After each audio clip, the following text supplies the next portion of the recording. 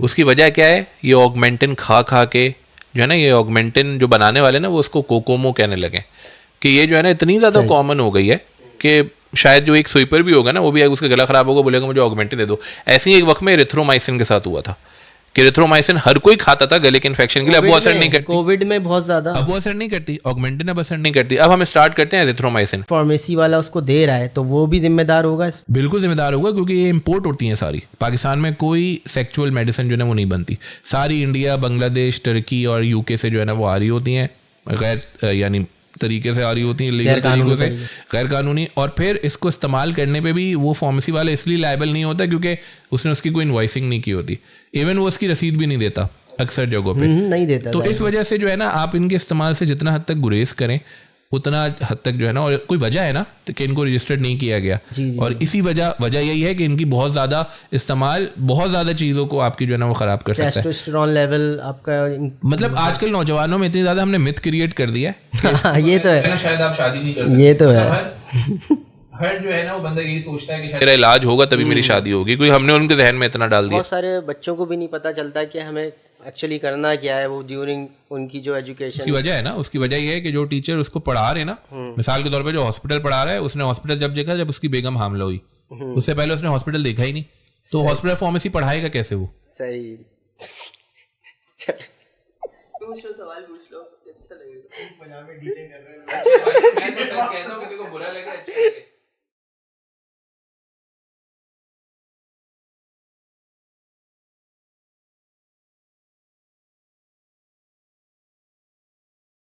अस्सलाम वालेकुम व्यूअर्स, आप देख रहे हैं TBS। मेरा नाम है अब्दुल रहमान। हर पॉडकास्ट की तरह आज की पॉडकास्ट भी एक अहम पॉडकास्ट है, क्योंकि हम बात करने वाले मेडिसिन्स पे। हम मेडिसिन्स अपनी मर्ज़ी से अपने अंदर कंज्यूम कर लेते हैं। हम नींद की दवाएं अपनी मर्ज़ी से खा लेते हैं, एंटीबायोटिक्स अपनी मर्ज़ी से लेते हैं, और बाकायदा सेक्सुअल प्रॉब्लम्स की भी जो टैबलेट्स हैं वो भी हम अपनी मर्ज़ी से कंज्यूम करते हैं। क्या हम इतने एजुकेटेड हैं कि हम ये टैबलेट्स अपने अंदर कंज्यूम कर पाएँ? मुझे तो नहीं लगता। और ये किसकी ज़िम्मेदारी है कि वो इन टैबलेट्स को हमें दे, इन्हें इंस्पेक्ट करे, इनकी विजिलेंस करे? जी हाँ, मैं फार्मासिस्ट की बात कर रहा हूँ। आज हमारे साथ एक ऐसी पर्सनैलिटी हैं जिनका ताल्लुक़ फार्मेसी से ही है। हमारे साथ हैं ज़ाद हाशमी। इन्होंने 7 फार्मेसीज़ की बुनियाद रखी है और साथ साथ ये विज़िटिंग फैकल्टी में भी हैं JSMU और KU की। जी ज़ाद भाई, अस्सलाम वालेकुम। वालेकुम अस्सलाम अब्दुल रहमान, कैसे हैं आप? जी अल्लाह का शुक्र, आप सुनाएं, सब खैरियत? ज़बरदस्त, अल्हम्दुलिल्लाह। ज़ाद भाई, आज मेरा पहला सवाल आपसे नर्चरिंग फार्मेसी के हवाले से। नर्चरिंग फार्मेसी इन पाकिस्तान क्या रोल अदा कर रहा है फार्मेसी में, ज़रा बताना चाहेंगे? बिल्कुल, बहुत शुक्रिया अब्दुल रहमान मुझे यहाँ मदऊ करने के लिए। अरे सर, नर्चरिंग कम्युनिटी फार्मेसी इन पाकिस्तान एक ऐसी वॉलंटरीली ऑर्गेनाइजेशन है कि जिसकी बुनियाद शायद 8 या 10 हम फार्मासिस्टों ने 2016 में जो है वो डाली थी। आगा खान में हम सब उस वक्त काम कर रहे थे, और उस वक्त कराची में कम से कम, या सिंध अगर हम ब्रॉडर पर्सपेक्टिव में बात करें, तो वहाँ पे कम्युनिटी फार्मेसी की कोई बात नहीं करता था। पंजाब साइड में अरसे से चेन ऑफ फार्मेसीज काम कर रही हैं जहाँ फार्मासिस्ट मौजूद हैं, लेकिन कराची में ऐसा नहीं था। तो एक फार्मासिस्ट यूके से एक सेशन लेने हमारे पास आए थे और उन्होंने कहा कि भाई यहाँ पे भी कम्युनिटी फार्मेसी होनी चाहिए, फार्मासिस्ट सिर्फ हॉस्पिटल तक महदूद ना हो, क्योंकि उनका असल रोल तो आवाम के दरमियान उस वक्त मकसद कैसी फार्मेसीज थी पाकिस्तान में? मकसद जैसे पाकिस्तान पंजाब साइड में तो जैसे मैंने कहा कि थी chain of pharmacy, Shaheen, Watson clinics वगैरह। कराची या हैदराबाद में या जो हमारा ये वाला एरिया है सिंध का, यहाँ पे नॉर्मल मेडिकल स्टोर्स काम कर रहे होते थे, और इसमें अलमिया ये होता था कि हम जैसे ही फार्मासिस्ट अपनी जो रजिस्ट्रेशन है वो रेंट आउट कर देते थे, जिसकी वजह से वो हायर नहीं करते थे फार्मासिस्ट। तो इस चीज़ को उन्होंने जो है ना वो जोर देने के लिए कहा कि भाई फार्मासिस्ट जो है ना वो फार्मेसी के अंदर मौजूद होना चाहिए। तो उसके लिए एक ऑर्गेनाइजेशन बनाते हैं, क्योंकि लोगों को पता ही नहीं था, ना आवाम को पता था, ना इवन फार्मासिस्ट कम्युनिटी को पता था कि भाई उनका रोल ये भी है कि वो डॉक्टर ऑफ फार्मेसी करने के बाद एक फार्मेसी में मौजूद हो जहाँ एज अ कम्युनिटी फार्मासिस्ट अपना जो है वो काम कर सकें। तो वहाँ से इसकी बुनियाद पड़ी, और फिर हमने पूरे पाकिस्तान के जो है ना टूर किए, यूनिवर्सिटीज़ में तलबा को आगाही दी कि भाई क्या कम्युनिटी फार्मेसी होती है, टीचर्स को बताया। और फिर उन्हीं इसी ऑर्गेनाइजेशन के जो फाउंडर थे इरफान मुटाला साहब, वो भी फार्मासिस्ट हैं, कराची यूनिवर्सिटी के सीनियर हमारे, उन्होंने ही फिर पहली कराची कम्युनिटी फार्मेसी की बुनियाद रखी, जिसका मैं पहला जो है वो मैनेजर था, ड्रग मार्ट फार्मेसी यूके के नाम से। और फिर वहाँ से जो है ना कम्युनिटी फार्मेसी का सिलसिला चल गया, और आज आप देख रहे होंगे कि 3-4 कम्युनिटी फार्मेसीज़ मौजूद है हमारे कराची में, और इंशाल्लाह आने वाले वक्तों में मज़ीद। एक्चुअली इनका क्या रोल है कि नर्चरिंग फार्मेसी क्या कर रही है मकसद इसके? अच्छा, नर्चरिंग कम्युनिटी फार्मेसी का जो बुनियादी रोल है ना वो ये है कि जितनी भी वो फार्मेसीज़ हैं जहाँ पे फार्मासिस्ट मौजूद हैं वहाँ पे स्टूडेंट्स को जाके प्रैक्टिस करवाए, उनकी ट्रेनिंग करवाए। हमारा एक बहुत अच्छा एक्सपीरियंस में शेयर करूं, कॉस्ट है? बिल्कुल फ्री ऑफ कॉस्ट है। हम सर्टिफिकेट देते हैं तमाम ट्रेनर्स को, तमाम स्टूडेंट्स को। एक वक्त था कि हमारे पास फार्मेसीज़ थी नहीं यहाँ पे, कम्युनिटी फार्मेसीज़, तो हम सैलानी की हमने फार्मेसीज़ को जो है ना ओन किया, और हम खुद कहीं जॉब करते थे लेकिन शाम में हम जाके 3-4 घंटे स्टूडेंट को सिखाते थे कि देखो यहाँ पे हमारा जो है ना वो सही किरदार सही मायनों में है। और सैलानी को भी समझ में आया कि फार्मेसिस्ट रखने से क्या फ़ायदा जो है हो सकता है।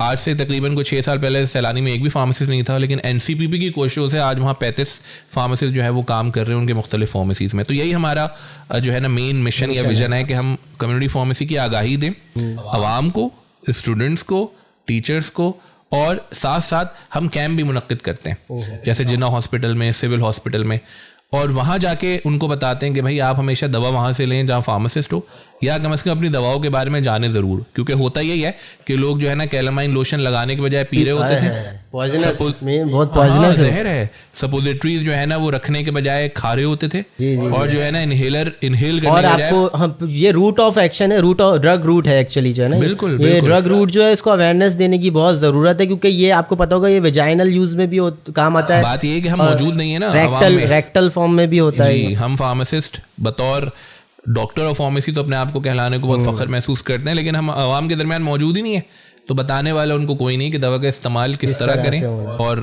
कहाँ करें। अच्छा, ये वही बात है ना कि रूट ऑफ ड्रग की जो है बात, असल में बात यूँ है कि ये मेरे साथ भी एक बार हुआ था कि मैंने एक बंदे को दिया था और उसने जो है वो ओरली ले लिया था। तो इसका क्या मकसद नुकसान है अगर ये ओरली?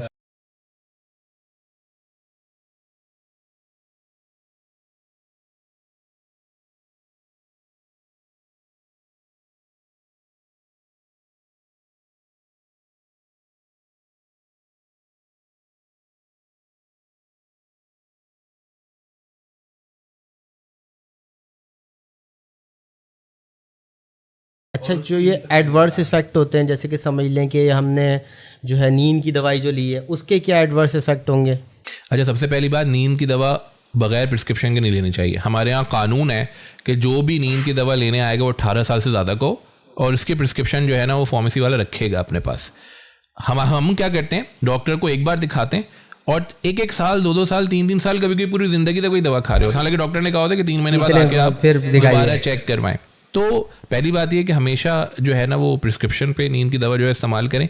दूसरी बात यह कि इस सिचुएशन में उन फैक्टर्स को, अवामिल को देखें कि आपको नींद की दवा खाने की ज़रूरत क्यों पड़ रही है, क्या ऐसा कुछ है। क्योंकि जितनी भी ये जो सब्सटेंसेस होते हैं या ड्रग्स होते हैं ये कंट्रोल्ड होती हैं। कंट्रोल का मतलब ये है कि इन पे आप डिपेंडेंसी जो है ना वो कर सकते हैं, तो इनका छोड़ना आसान नहीं होता। एक दफ़ा कोई नींद की गोली खाना शुरू कर दे तो कभी कभी उसको ज़िंदगी भर खानी पड़ती है, क्योंकि वो छोड़ेगा उसको विड्रॉल इफेक्ट्स आने शुरू हो जाएंगे।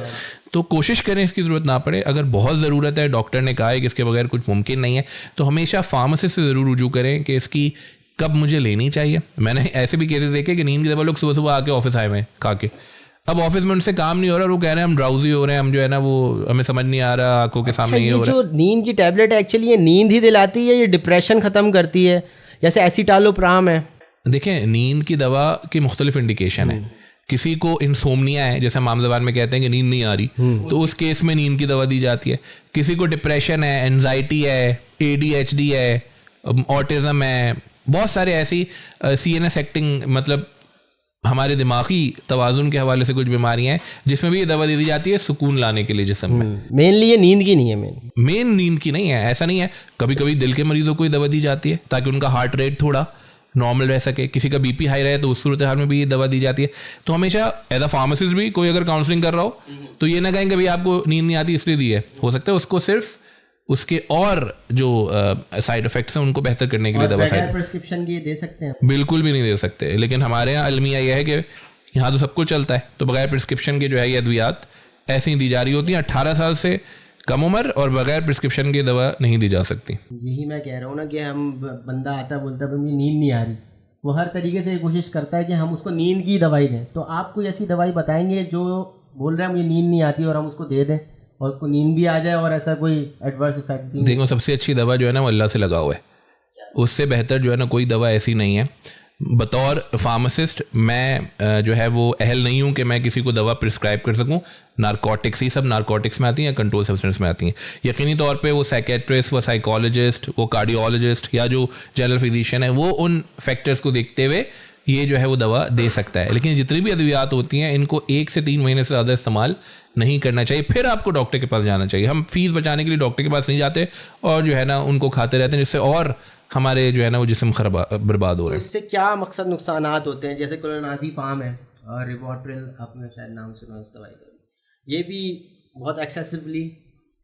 देखिए ये सब ड्रग्स ऑफ एब्यूज़ हैं, यानी वो सब्सटेंसेस हैं कि जिनको ड्रग्स के तौर पे इस्तेमाल किया जाता है। कोई बंदा रिग्रेसली लिए जा रहा है तो उसको क्या नुकसानात होने वाले? नहीं, उन पर डिपेंडेंट हो जाएगा वो इनके बगैर रह ही नहीं पाएगा, वो अपने सही होशो हवास में काम ही नहीं कर सकेगा, उसको ये मेडिसिन चाहिए ही होगी। लॉस ऑफ मेमोरी जो है वो आपकी शार्प नहीं रह पाती, आपकी ब्लड स्पीच हो जाती है, आपकी विजन लॉस होने के खदशे होते हैं, आपके लिवर पे बहुत ज़्यादा अफेक्ट जो है ना वो आ जाता है, क्योंकि हर दवा जो है वो लिवर से ही गुजर के जो है ना वो जा रही होती है, जिसको हम फर्स्ट पास मेटाबॉलिज्म कहते हैं। तो ऐसे बहुत सारे अवामिल हैं जो नुकसान ही नुकसान करते हैं खुद ही लेने के लिए।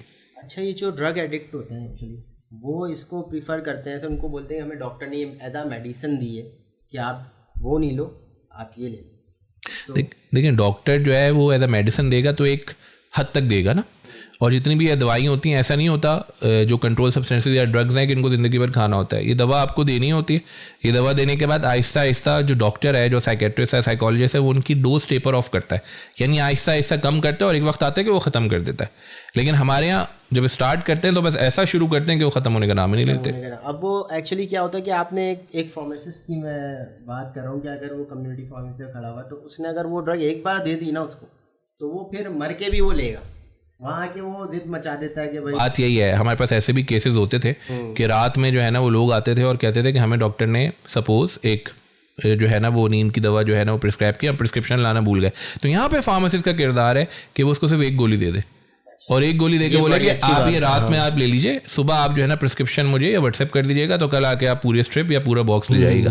मतलब आप आदी ना बनाए ना, मेनली मतलब आपने ये दिखाना कि हम आपकी तरफ हैं। बिल्कुल, हमने उसको मना भी नहीं करना। अगर आप यहाँ पे स्ट्रिंजेंट सोच रख लेंगे ना कि नहीं ये दवा ऐसी और वैसी हो, तो डर भी जाएगा और अगली बार आपके पास नहीं आएगा। और वो मैट्रिक इंटर पास जो मौजूद हैं इतने सारे मेडिकल स्टोर, वहां से जाएगा, उनको तो सिर्फ सेल्स ही चाहिए तो वो आराम से दे देंगे। आपको दिखाने कि आप उसकी परवाह करते हैं। अच्छा, और ये इसके अलावा एक और चीज़ है जो है सेक्सुअल प्रॉब्लम्स की जो ड्रग्स होती हैं, तो उस पे आप कुछ कहना चाहेंगे? इसके क्या नुकसान आती हैं, कब लेनी चाहिए? या ये अच्छी बात आपने अब्दुर्रहमान कही कि सेक्सुअल ड्रग्स जितनी भी हैं ना या सेक्सुअल मेडिसिन जितनी भी हैं, पहली बात ही अनरजिस्टर्ड हैं सारी। मतलब आपकी जितनी भी दीवारें रंगी हुई हैं ना ये मर्दाना कमजोरी से, इसकी जितनी भी अद्वियात आपको दी जा रही हैं वो सब अनरजिस्टर्ड हैं। अनरजिस्टर्ड से क्या मुराद है? कोई इदारा हुकूमती सतह पर इनको ओन नहीं करता।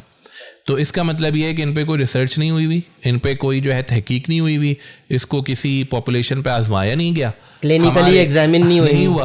तो वो जो है उस सूरत हाल में जो भी उसके मुद्रे से असरात आएंगे आप ही उसके जो है ना जिम्मेदार हैं, कोई आपको कोई कंपनी या वो जो है ना नहीं करेगी। और अगर कोई फार्मेसी वाला उसको दे रहा है तो वो भी जिम्मेदार होगा? बिल्कुल जिम्मेदार होगा, क्योंकि ये इंपोर्ट होती हैं सारी। पाकिस्तान में कोई सेक्सुअल मेडिसिन जो है वो नहीं बनती, सारी इंडिया, बांग्लादेश, तुर्की और यूके से जो है ना वो आ रही होती हैं, गैर यानी तरीके से आ रही होती हैं, लीगल तरीकों से, गैर कानूनी। और फिर इसको इस्तेमाल करने पे भी वो फार्मेसी वाला इसलिए लायबल नहीं होता क्योंकि उसने उसकी कोई इनवॉइसिंग नहीं की होती, इवन वो उसकी रसीद भी नहीं देता अक्सर जगहों पे, नहीं देता। तो इस वजह से जो है ना आप इनके इस्तेमाल से जितना हद तक गुरेज करें उतना हद तक जो है ना, और कोई वजह है ना कि इनको रजिस्टर्ड नहीं किया गया। और इसी वजह यही है कि इनकी बहुत ज़्यादा इस्तेमाल बहुत ज़्यादा चीज़ों को आपकी जो है ना वो ख़राब कर सकता है। टेस्टोस्टेरोन लेवल आपका, मतलब आजकल नौजवानों में इतनी ज़्यादा हमने मिथ क्रिएट कर दिया है। ये तो है, शायद आप शादी नहीं करते, ये तो है। हर जो है ना वो बंदा यही सोचता है कि मेरा इलाज होगा तभी मेरी शादी होगी, कोई हमने उनके जहन में इतना डाल दिया। तो इससे जितना ज़्यादा आप अवॉइड करें उतनी बेहतरी। और इसके मकसद क्या है, इसका क्या साइड इफेक्ट या एडवर्स इफेक्ट है? अगर हम खा रहे हैं तो हार्ट अटैक या फिर सबसे ज़्यादा, बिल्कुल सही कहा आपने, सबसे ज़्यादा इफेक्ट हार्ट पे आता है। ये जो सिल्डेनाफिल है ये हार्ट के मसलों के लिए भी दी जाती है और हॉस्पिटल दे रहे होते हैं, देते हैं, बच्चों में दी जा रही होती है पेनिग्रा नाम से। बिल्कुल, लेकिन आप जिस मकसद के लिए इस्तेमाल करना चाह रहे हैं उस मकसद के लिए ये ऑफ लेवल यूज़ में आ रही होती है। ऑफ लेवल से मुराद ये कि उस मकसद के लिए नहीं बनी है, लेकिन वो ऐसा करती है और आप इस्तेमाल कर रहे हैं तो उससे सबसे ज़्यादा असरात आपके दिल पे ही जो है ना वो आते हैं इसके। अच्छा ज़ाद भाई, ये वर्ल्ड एंटीबायोटिक अवेयरनेस के बारे में भी कुछ बताएं कि एंटीबायोटिक कैसे लेनी चाहिए, इसका क्या डोजेज होता है, ओवर डोजिंग इसका क्या एडवर्स इफेक्ट लेके आएगी। हमारे यहाँ ना एंटीबायोटिक की रेजिस्टेंस बहुत ज़्यादा हो गई। रेजिस्टेंस से मुराद ये है कि अगर हम नॉर्मल एंटीबायोटिक अब खाते हैं ना तो वो असर नहीं करती। हम जब छोटे थे तो उस वक्त एरिथ्रोसिन हो गई या फिर जो है वो सेफिक्जीम हो गई है, वो एंटीबायोटिक थी कि जो इब्तदाई तौर पे दी जाती थी कोई भी बीमारी में, इन्फेक्शन में। अब जो डॉक्टर्स स्टार्ट ही करते हैं ना, वो स्टार्ट करते हैं एजिथ्रोमाइसिन से। उसकी वजह क्या है, ये ऑगमेंटिन खा खा के जो है ना, ये ऑगमेंटिन जो बनाने वाले ना वो उसको कोकोमो कहने लगे कि ये जो है ना इतनी ज़्यादा कॉमन हो गई है कि शायद जो एक स्वीपर भी होगा ना वो भी उसका गला खराब होगा, बोलेगा मुझे ऑगमेंटिन दे दो। ऐसे ही एक वक्त में एरिथ्रोमाइसिन के साथ हुआ था कि एरिथ्रोमाइसिन हर कोई खाता था गले के इन्फेक्शन के लिए। कोविड में बहुत ज़्यादा अब वो असर नहीं करती, ऑगमेंटिन अब असर नहीं करती। अब हम स्टार्ट करते हैं एजिथ्रोमाइसिन। अलमिया क्या है, एजिथ्रोमाइसिन के बाद से एक ही एंटीबायोटिक रह जाती है ओरल, वरना बाकी सारी इंजेक्शन रह जाता है।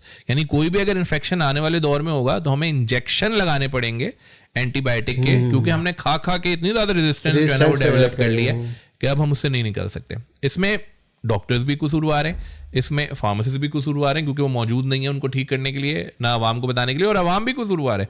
आवाम क्या करती है, बड़े बच्चे को इन्फेक्शन हुआ था 2 हफ्ते पहले, डॉक्टर ने एक दवा दी जो उसने रिपीट करा दी, उसको रख लिया। हालांकि उसको 3 दिन बाद 5 दिन बाद उसको फेंकना था, उसने वो रख ली कि अगर छोटे बच्चे को कभी होता है ना, और जब हुआ तो वही दवा एज इट इज आके उसी डोज में पिला दी।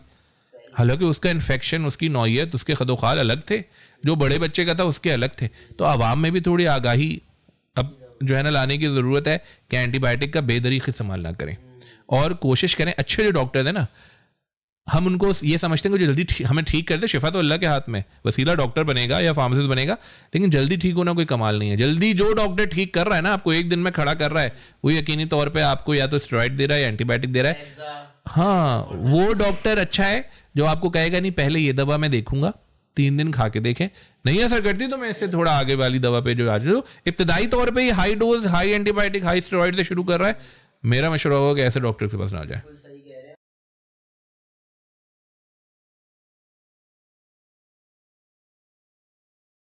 बिल्कुल भी नहीं करवानी चाहिए। छोटे बच्चे तो बिल्कुल ही नौमौलूद होते हैं ना, बिल्कुल ही मासूम, उनका अंदरूनी जैसे हम कहते हैं ना डायनेमिक्स या काइनेटिक्स होते हैं, उनको तो हम बिल्कुल ही कोशिश करें कि आखिरी हद तक हम चले जाएं जहां हमें एंटीबायोटिक की जरूरत ना पड़े। लेकिन हमारे जितने भी पीडियाट्रिशियन है वो स्टार्ट ही अब एंटीबायोटिक से करने लगे, एजोमैक्स से करने लगे। हालांकि एजोमैक्स बिल्कुल लास्ट चॉइस होती थी ओरल यानी मुंह से लेने वाली अद्वियात में, इंजेक्शन से पहले, लेकिन अब हम स्टार्ट ही जो है ना वो एजोमैक्स से कर रहे हैं।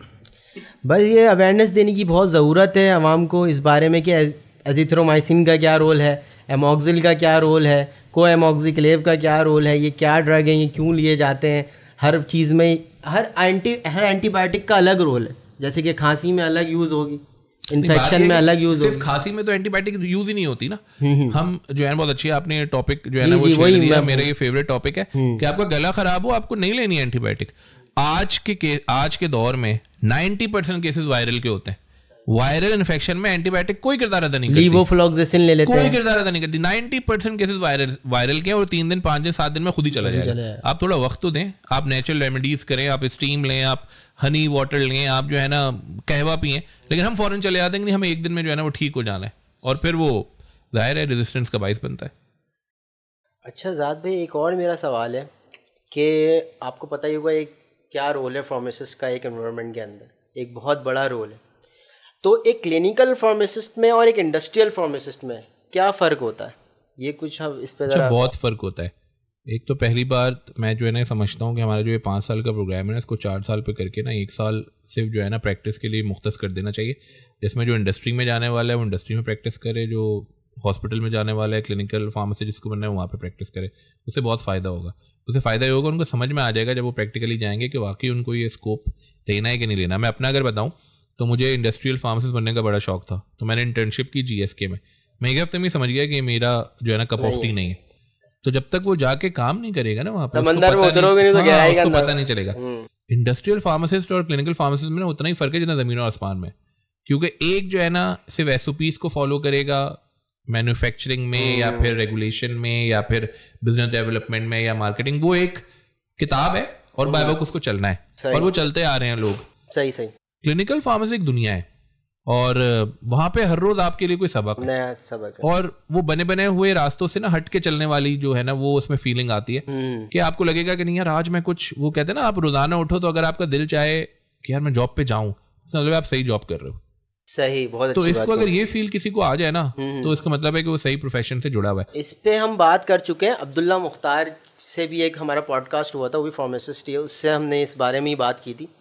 तो उस वक्त हमारी ये बात हो रही थी कि क्लिनिकल जो फार्मासिस्ट है वो मतलब माना जाता है कनाडा या हम फॉरेन कंट्रीज़ में ले लें, लेकिन इंडस्ट्रियल फार्मासिस्ट वहाँ पे माना ही नहीं जाता कि वो है ही नहीं, काम ही नहीं pharmacist है है। वहाँ पे। तो देखिए वो काम जो एसओपी में कर दिया वो तो एक कोई भी नॉन टेक्निकल स्टाफ कर लेगा ना।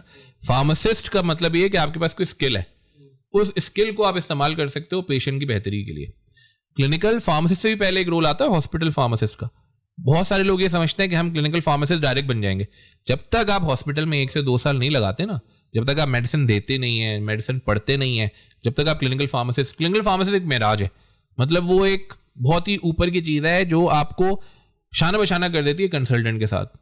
अगर आपको डोज इंटरेक्शन और उसकी जो है ना वो काउंसलिंग के बारे में मेडिसिन की पता है, आप एक क्लिनिकल फार्मासिस्ट बन सकते हैं। यहाँ पे तो अलमिया ही है जो बोलता है मैं क्लिनिकल फार्मासिस्ट बनना है, उनसे पैराडोल की जब डोज पूछो तो हाथ पांव फूल जाते हैं। तो ऐसे क्लिनिकल फार्मासिस्ट नहीं चाहिए भाई, हमें बिल्कुल भी नहीं चाहिए। प्रैक्टिस करें, सीखें। हाँ, सिर्फ नाम के साथ डॉक्टर लगाने के लिए, लैब कोट पहनने के लिए, हॉस्पिटल्स में काम करने के लिए आप फार्मासिस्ट ना बने। आप एक बहुत अच्छी बात मेरे एक उस्ताद ने कही थी कि अगर आप ये सोच के शोबे में आ रहे हो ना कि आप जो दवा दे रहे हो उसकी वजह से किसी को शिफा मिल रही है और आपका भी उसमें किरदार है जो यहाँ और वहाँ दोनों जगह मिलेगा, तो फिर आपको सही मायने में पता चलेगा कि आप क्या जो है ना वो काम कर रहे हैं। तो आप मकसद इस बात को सपोर्ट करते हैं कि जो है एक क्लिनिकल फार्मासिस्ट जो है वो ज़्यादा ऑथराइज है बजाय एक इंडस्ट्री। मज़ा ज़्यादा जो है ना क्लिनिकल फार्मासिस्ट बनने में है। काम मैंने चूँकि इंडस्ट्री में भी काम किया और हॉस्पिटल में भी काम किया तो मुझे तो बहुत मजा आया हॉस्पिटल में। अब सबकी थिंकिंग अलग अलग होती है। देखिए 2 तरह के लोग होते हैं, एक सोचते हैं कि हमें जल्द से जल्द जो है ना वो पैसा मिल जाए। अब ज़ाहिर पैसा क्लिनिकल फार्मेसी के शोबे में कम है as compared to industry marketing sales, लेकिन इत्मीनान ज़्यादा है।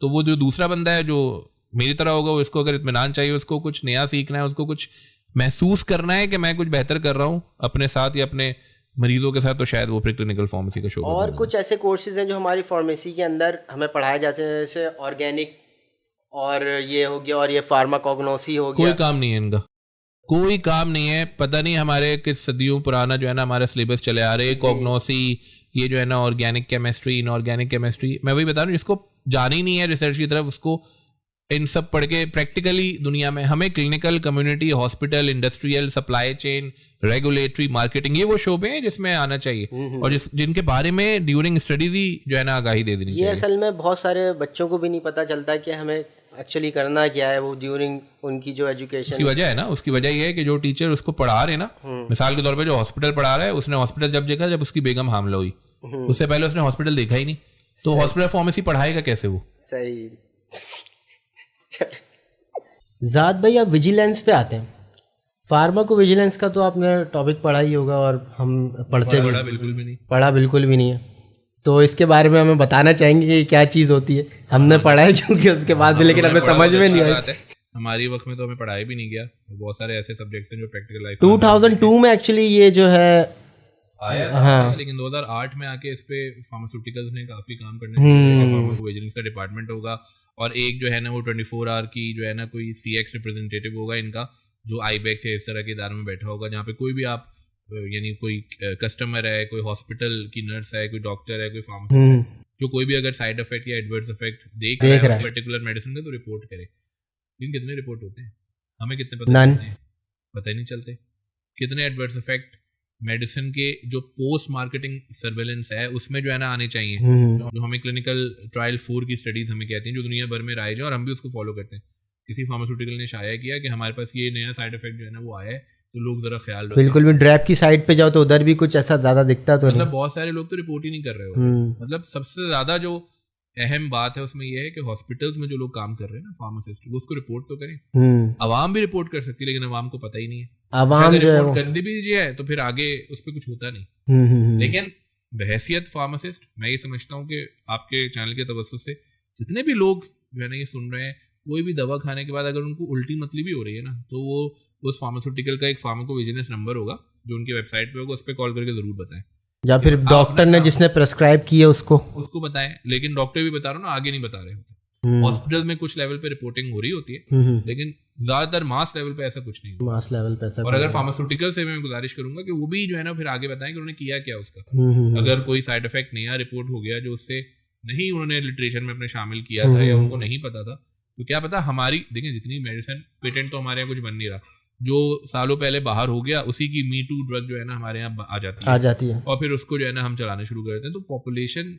बाहर वालों की अलग है, हमारी अलग है, हमारे मिर्च मसाले हमारा रहन सहन अलग, उनके अलग, हम जो खा रहे हैं उन्हीं के साथ असरात होंगे ना दवा के। लेकिन हम ब्रिटिश फार्माकोपिया हम फॉलो वो करते हैं क्योंकि हमारी तो है ही नहीं कोई अपनी, लेकिन कम से कम साइड इफेक्ट्स के मामले में ट्रायल्स यहाँ होनी चाहिए या रिपोर्टिंग यहाँ होनी चाहिए, जो अनफॉर्चुनेटली नहीं। क्लिनिकली जो है वो टेस्टेड मेडिसिन जब आ गई है उसके बाद जो उसके एडवर्स इफेक्ट हो रहे हैं, तो ये मकसद जो है हम क्यों नहीं पकड़ पा रहे हैं, और हम पकड़ भी लेते हैं तो हम जो जैसा आपने बताया कि हम उधर कॉल कर सकते हैं, तो इसके पीछे क्या मकसद? कोई बहुत बड़े लोग हैं जिनकी रिपोर्ट नहीं हो पाती या उनका ब्रांड होता है? बात यह है कि अगर रिपोर्ट भी होती है और वो आगे किसी जो है ना वो इदारे के पास चली भी जाती है, तो वहाँ पीछे से जो है ना फार्मास्यूटिकल या मुख्तलिफ लोग जो है ना वो उसको वहीं पे केस दबा देते हैं या वो आगे आने नहीं देते, पता ही नहीं चल पाता कि जो है ना उसको हुआ क्या। अच्छा, आप देखें ना कितने काउंटरफीट चल रही है मेडिसिन, काउंटरफीट से मुराद 2 नंबर मेडिसिन में गए, कितनी चल रही है, लेकिन कितने केसेस आते हैं बिल्कुल सामने नहीं आते,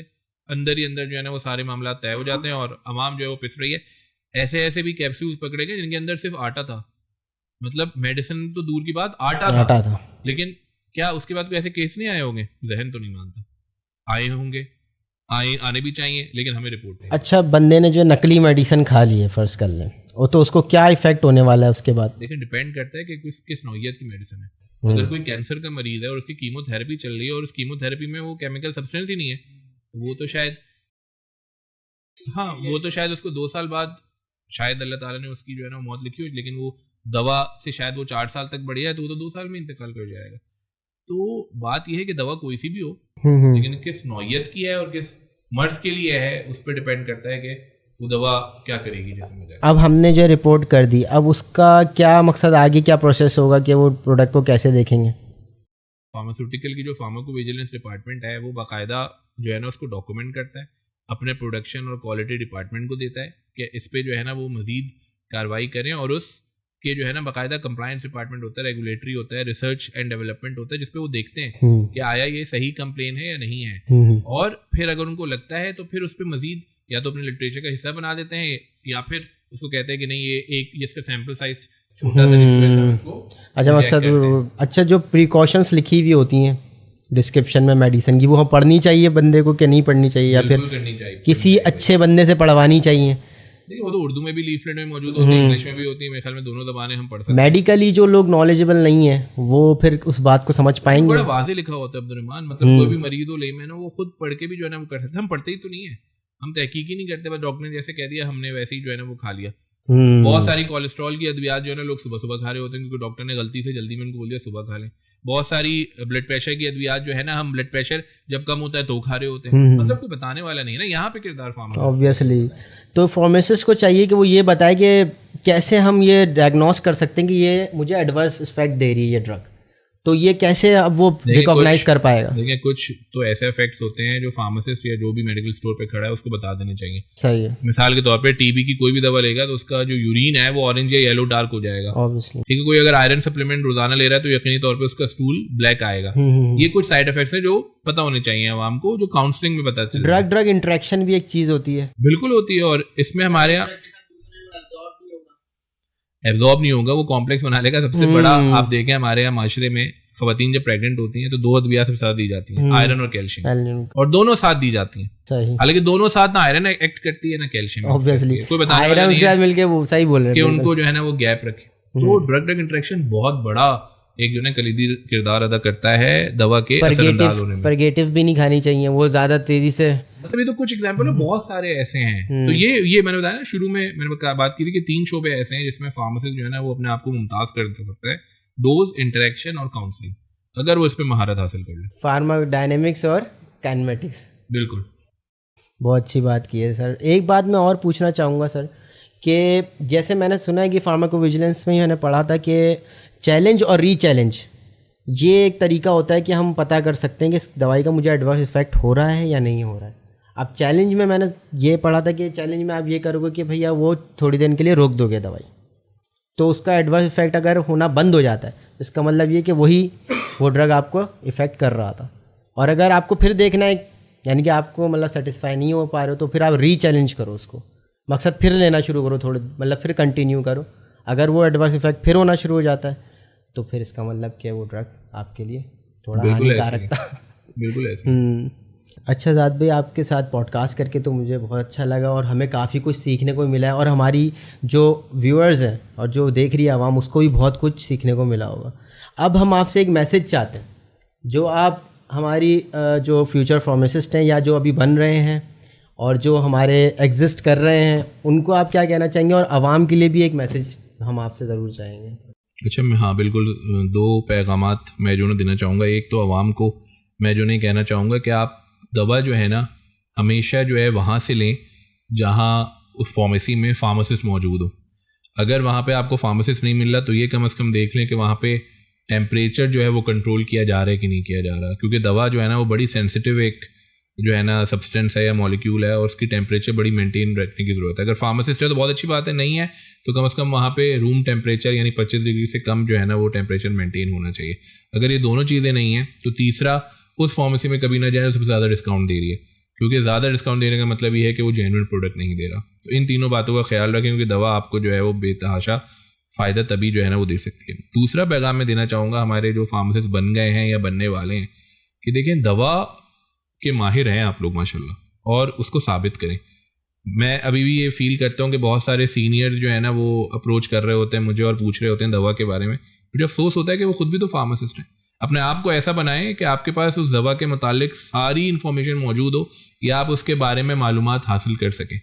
तो ये आपको ज़िंदगी भर, आप भले हॉस्पिटल में ना आए, आप भले क्लिनिकल साइड की तरफ ना आए, आप भले जो है ना वो रिटेल साइड की तरफ ना आए, लेकिन शायद वो आपके घर में जो है ना वो फ़ायदा दे दे आपको, आपके बच्चों के लिए, आपके रिश्तेदारों के लिए, आपके अपने लोगों के लिए वो बेतहाशा जो है ना वो आपको फ़ायदा देने का बायस बनेगी। तो यही मेरा पैगाम होगा। बहुत अच्छा मैसेज था ज़ाद भाई आपका। अब इसी के साथ हम इख्तिताम करेंगे अपनी पॉडकास्ट का। देखते रहिए TBS। अस्सलाम वालेकुम। वालेकुम अस्सलाम।